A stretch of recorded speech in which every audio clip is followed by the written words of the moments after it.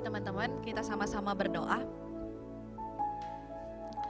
Tuhan Yesus yang baik, yang memelihara setiap kehidupan kami sungguh bersyukur kepada Tuhan. Karena hari ini Tuhan, di tengah-tengah kondisi dunia, bahkan kondisi di sekitar kami yang tidak menentu, bahkan mungkin membuat kami resah, tapi kami bersyukur hari ini di rumah kami masing-masing, di tempat tinggal kami masing-masing, kami masih bisa beribadah kepada Tuhan.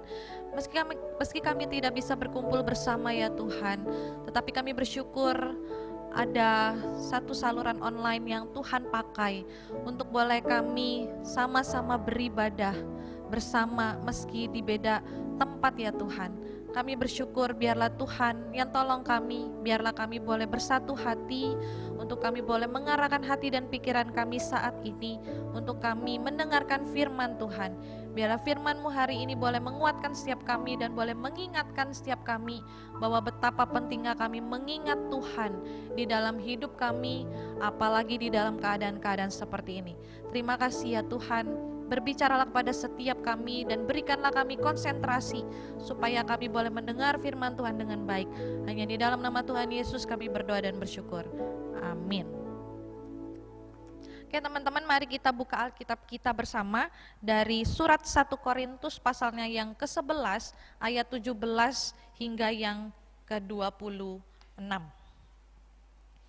Korintus 11 ayat 17 sampai 26. Kita akan menyimak di Alkitab masing-masing, di rumah masing-masing. Cici akan membacakannya untuk kita semua. Dalam peraturan-peraturan yang berikut, aku tidak dapat memuji kamu, sebab pertemuan-pertemuanmu tidak mendatangkan kebaikan, tetapi mendatangkan keburukan. Sebab pertama-tama aku mendengar bahwa apabila kamu berkumpul sebagai jemaat, ada perpecahan di antara kamu, dan hal itu sedikit banyak aku percaya. Sebab di antara kamu harus ada perpecahan, supaya nyata nanti siapakah di antara kamu yang tahan uji. Apabila kamu berkumpul, kamu bukanlah berkumpul untuk makan perjamuan Tuhan, sebab pada perjamuan itu tiap-tiap orang memakan dahulu makanannya sendiri, sehingga yang seorang lapar dan yang lain mabuk. Apakah kamu tidak mempunyai rumah sendiri untuk makan dan minum? Atau maukah kamu menghinakan jemaat Allah dan memalukan orang-orang yang tidak mempunyai apa-apa? Apakah yang kukatakan kepada kamu memuji kamu? Dalam hal ini aku tidak memuji. Sebab apa yang telah kuteruskan kepadamu telah aku terima dari Tuhan, yaitu bahwa Tuhan Yesus pada malam waktu ia diserahkan mengambil roti, dan sesudah itu ia mengucap syukur atasnya, ia memecah-mecahkannya dan berkata, inilah tubuhku yang diserahkan bagi kamu, perbuatlah ini menjadi peringatan akan aku. Demikian juga ia mengambil cawan sesudah makan, lalu berkata, cawan ini adalah perjanjian baru yang dimeteraikan oleh darahku, perbuatlah ini setiap kali kamu meminumnya menjadi peringatan akan aku. Sebab setiap kali kamu makan roti ini dan minum cawan ini, kamu memberitakan kematian Tuhan sampai ia datang. Demikian jauh pembacaan firman Tuhan. Teman-teman, di dalam rangka minggu-minggu menjelang Jumat Agung dan Paskah ini, kita membahas banyak hal tentang Kristus. Dan hari ini temanya adalah Remember Me, Remember Jesus, mengingat akan Tuhan, mengingat Yesus. Teman-teman, seberapa banyak sih kalau kita berbicara tentang mengingat? Mungkin kita lebih senang mengingat hal-hal ekstrim. Jujur saja kita katakan kalau di dalam kehidupan kita sampai hari ini, khususnya anak remaja, hal-hal apa yang paling sulit untuk kita lupakan? Setidaknya ada dua hal yang paling sulit untuk kita lupakan. Yang pertama, sweet moment sama pahit moment, begitu ya. Sweet moment sama bad moment, begitu. Mungkin kalau sweet moment kita sering mengingatnya karena apa? Mungkin pertama kali kita suka sama orang, kita kejar, kita dapatkan hatinya. Wah, itu tidak akan bisa kita lupakan momennya. Atau kita belajar dengan keras untuk ujian dan ujian kita dapat bagus, itu juga kita tidak akan melupakannya. Atau kita membuat satu kejutan di hari ulang tahun papa mama, dan itu membuat mereka terharu dan menangis karena bahagia punya anak seperti kita. Amin teman-teman. Mungkin hal-hal itu yang membuat sweet begitu ya, dan kita nggak bisa melupakannya. Tapi ada satu lagi, yaitu pahit moment atau bad moment begitu ya, yang mungkin kita juga tidak bisa melupakannya. Contoh saja mungkin kita tidak naik kelas, seumur hidup itu tidak akan pernah bisa dirubah. Dan seumur hidup juga kita akan membawanya sampai mati teman-teman, momen seperti itu. Hal-hal seperti itu mungkin kita dihianati, dikecewakan, dan lain sebagainya. Mungkin kita direndahkan, dikatain hal-hal yang tidak kita sukai. Hal-hal itu mungkin tidak akan pernah kita lupakan. Kita mengingat orangnya siapa pelakunya. Dan itu kita bawa teman-teman sampai kapanpun. Dan teman-teman memang di dalam penelitian otak manusia, laki-laki itu punya otak yang berbeda di dalam hal mengingat dengan perempuan. Kalau otak laki-laki dikatakan mereka masuk semua momen-momen dalam hidupnya dan mereka akan memilah mana yang penting, mana yang tidak. Yang penting akan mereka ingat, yang tidak penting mungkin mereka akan lupakan. Dan ketika ditanya, memang mereka suka lupa begitu ya. Dan kalau perempuan teman-teman, mereka akan lebih senang untuk mengingat hal-hal detil, misalkan hari jadian, jam berapa, di mana, makan apa, dan sebagainya. Itu pasti akan diingat. Dan biasanya sesuai dengan emosinya perempuan itu. Kalau emosinya biasa-biasa saja mungkin bisa lupa juga. Tapi kalau emosinya dapat, entah kesel, entah senangnya berlebihan, itu pasti akan diingat. Nah intinya adalah setiap orang punya kemampuan mengingat apapun itu. Nah teman-teman, hari ini kita belajar tentang mengingat Yesus. Seberapa sering sih kita ingat Yesus? Jangan-jangan kita ingat Yesus itu cuman kalau lagi Jumat Agung, lagi Paskah, lagi Natal, atau pergantian malam tahun baru, syukur-syukur ingat begitu ya. Banyak kita mungkin begadangan malah sibuk untuk main kembang api dan sebagainya dan kita lupa untuk berdoa kepada Tuhan. Teman-teman, kita jujur aja anak remaja lebih senang untuk mengingat hal-hal lain daripada mengingat Yesus. Karena apa teman-teman? Mungkin karena seringnya kita setiap hari Minggu ke gereja. Kita dengar firman Tuhan, kita dengar lagu-lagu rohani, dan kita merasa biasa aja. Ngapain perlu diingat, nanti hari Minggu juga diingetin lagi gitu kan ya. Nanti Natal berulang, tahun depan lagi. Dan biasa aja, toh nanti juga diingetin lagi. Di sekolah ada pelajaran agama, di sekolah ada morning devotion, nanti juga diingetin lagi tentang Yesus. Tapi pertanyaannya adalah, ketika hal-hal itu kita lewati, ketika hal-hal itu mengusahakan supaya kita itu ingat Yesus, betulkah kita ingat Yesus atau cuman sekilas doang atau selewatnya aja? Teman-teman, momen di dalam kita menjelang Jumat Agung ini harusnya menjadi momen yang penting gitu ya. Tidak hanya momen ini sebenarnya, tetapi setiap hari, setiap waktu harusnya kita mengingat Yesus. Karena apa? Yesus adalah sumber hidup kita. Kita hidup hari ini, kita ada hari ini. Bahkan mungkin kita tidak bisa bergereja bersama di tempat ini, di rumah masing-masing, kita masih hidup. Itu karena ada Tuhan. Teman-teman, orang lain sering berkata, jangan ingat berkatnya, ingat pemberinya. Mungkin kita pernah berkata seperti itu kepada teman kita sebagai kalimat bijak di WA kita, di chat-chat kita. Tapi betulkah kita ingat pemberinya? Tapi betulkah kita ingat Yesus? Atau kita hanya mengingat hal-hal baik, pemberian-pemberian yang kita terima yang memuaskan hidup kita? Teman-teman, di dalam Alkitab, Yesus berulang kali, khususnya menjelang kematiannya, dia berulang kali berbicara kepada murid-muridnya, ingat akan daku, khususnya di dalam perjamuan malam terakhir teman-teman. Di dalam ketiga Injilnya, Matius, Markus, Lukas itu mencatat bahwa ada peristiwa malam terakhir. Memang tidak dicatat persis di dalam ketiga Injil itu, ingatlah akan daku. Tetapi di dalam bagian 1 Korintus ini Paulus menulis dengan jelas, setiap kali Yesus mengangkat roti, setiap kali Yesus mengangkat cawan berisi anggur itu yang adalah lambang tubuh dan darah Tuhan yang akan disalibkan itu, Yesus bilang, ingat akan daku. ingat akan daku. Entahlah apakah para muridnya yang mungkin mendengar dan jemaat yang digembalakan oleh Paulus saat itu, apakah betul-betul menggarisbawahi kata ingatlah akan daku. Apakah betul-betul mereka betul-betul menancapkan kalimat itu di dalam otak dan hatinya bahwa ingatlah akan Kristus.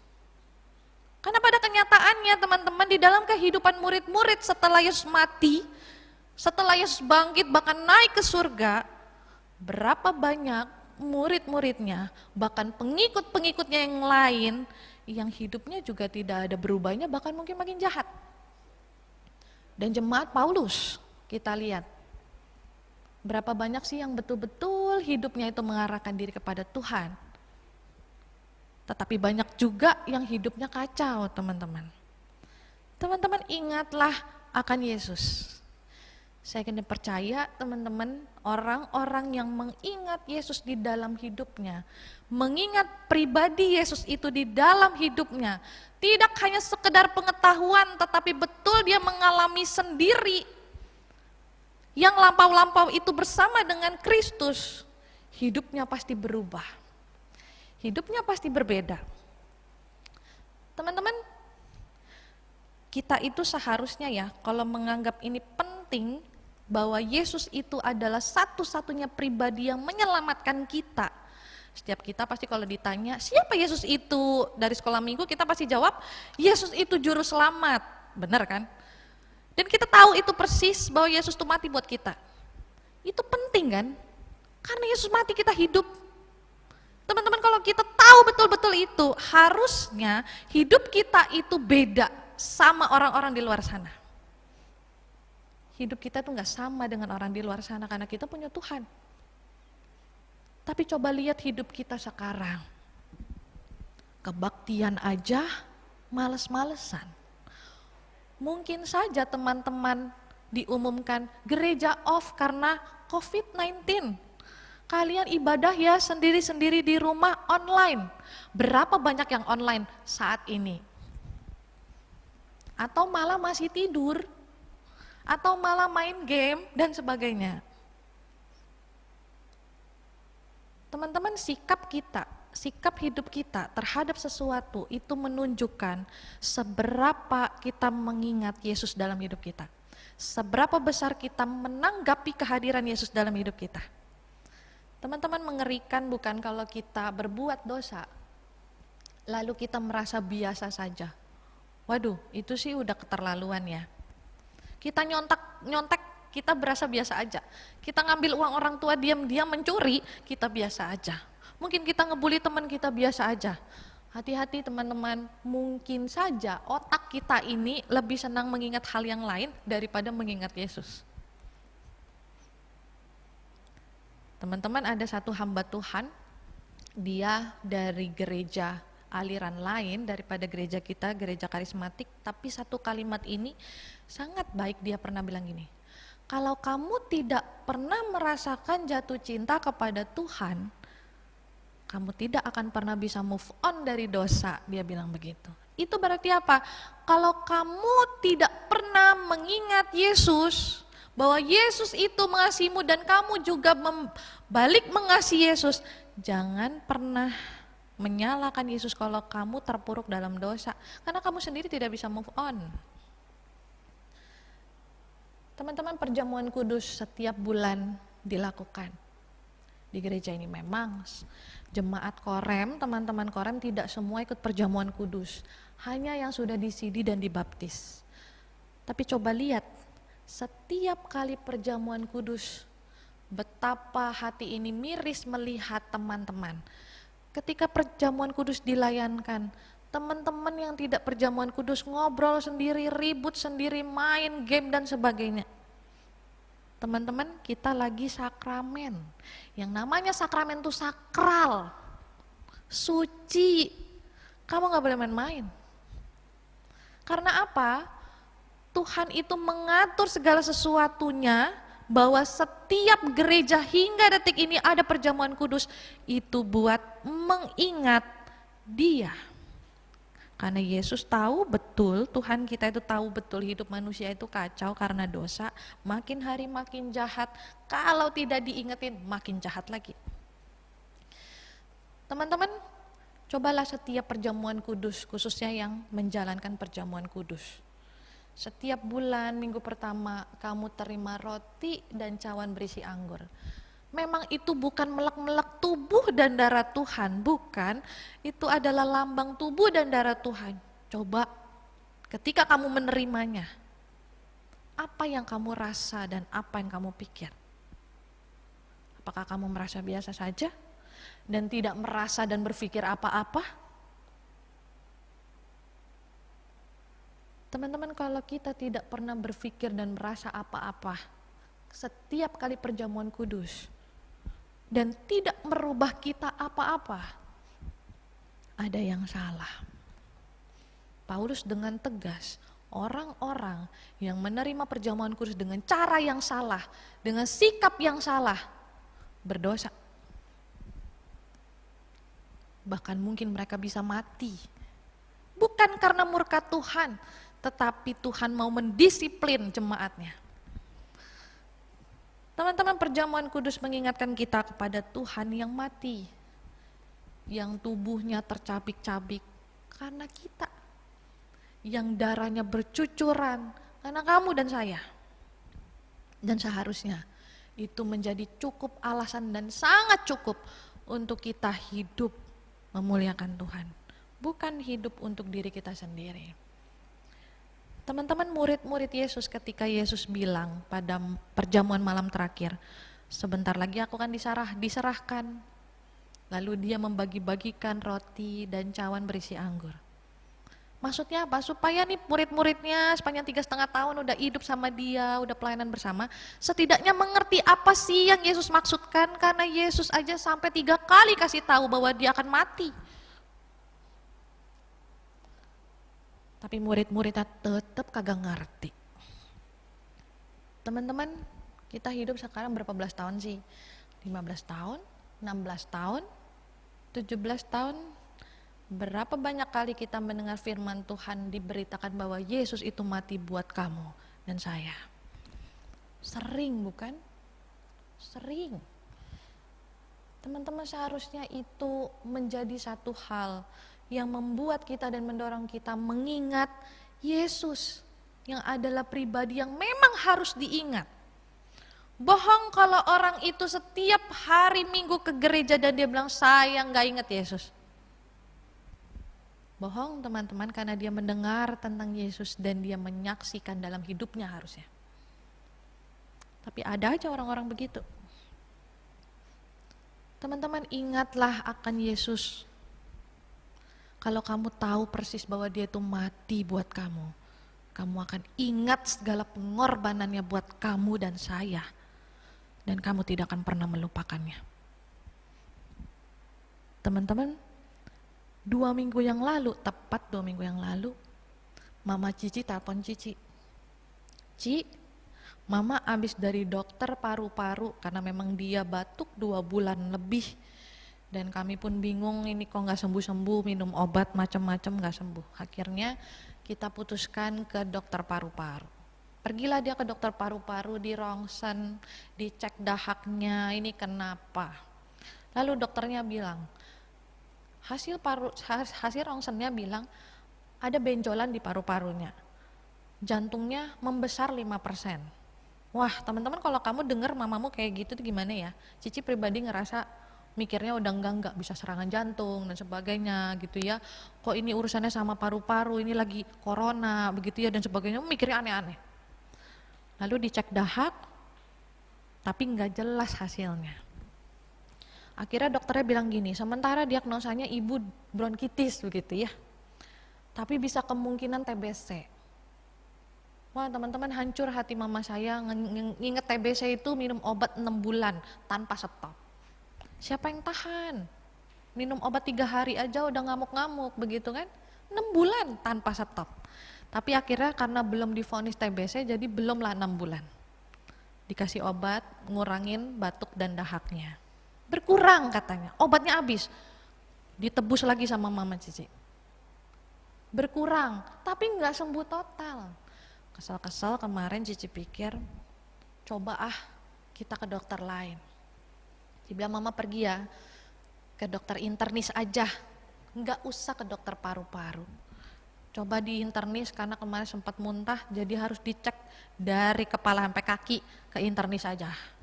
Pergilah dia ke internis ditemani adiknya Cici, karena Cici susah, Cici punya bayi, pergi dia.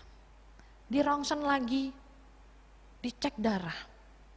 Teman-teman tahu, Cici itu udah deg-degan nungguin hasilnya.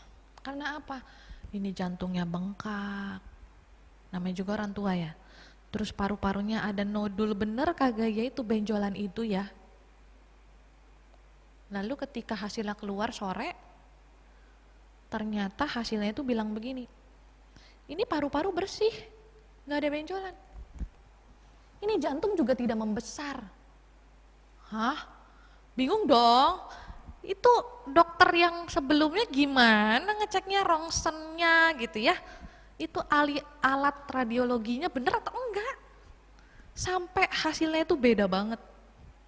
Jadi intinya memang bronkitis gitu ya. Tapi memang bronkitis juga kan berat. Teman-teman perhatikan, ketika mama Cici dikasih tahu jantungnya membesar gitu ya. Orang jantungnya membesar nggak bisa kecil lagi. Yang di-maintain adalah supaya tidak makin besar dan pembuluh darahnya tidak mengeras. Lalu paru-parunya ada benjolan. Benjolan itu apa kita nggak tahu, bisa tumor, bisa juga kanker dan sebagainya. Teman-teman gimana ya? Itu udah ketakutan dan langsung teringat. Dulu kecil mama ngurusin saya, dulu mama ngebesarin saya, kerja banting tulang begitu ya, dan jualan supaya saya sekolah, demi saya dan adik saya sekolah. Apapun dia kerjakan, langsung keinget satu-satu, kayak slide gitu ya, sek. Teman-teman Cici rasa kalau kita ingat Tuhan, harusnya kita begitu.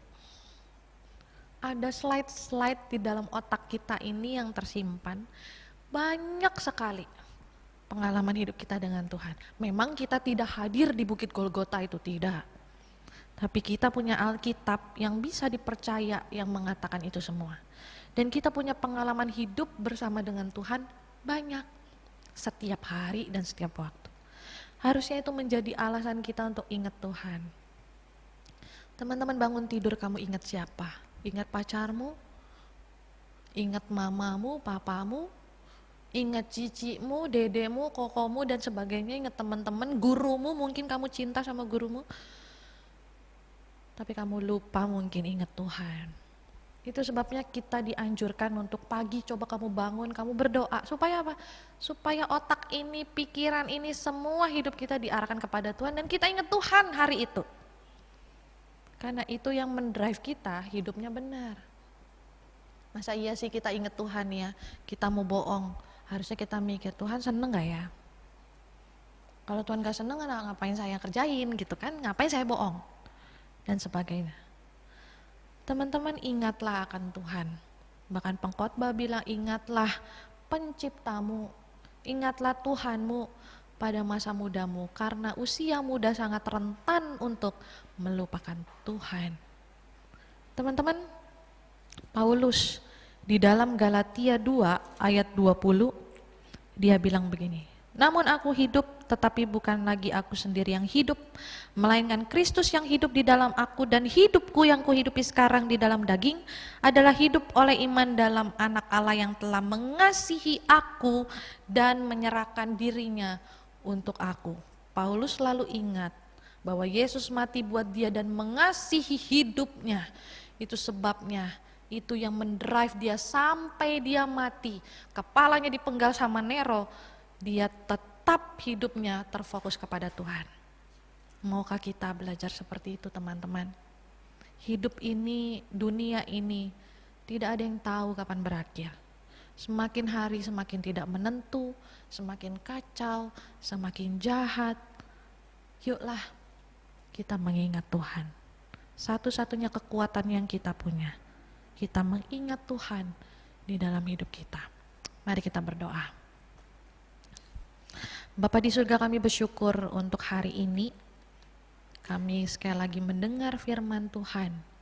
Karena kami tahu Tuhan, ada banyak teman-teman kami, orang-orang percaya di luar sana yang sulit untuk mendengar firman Tuhan di tengah-tengah kondisi seperti ini.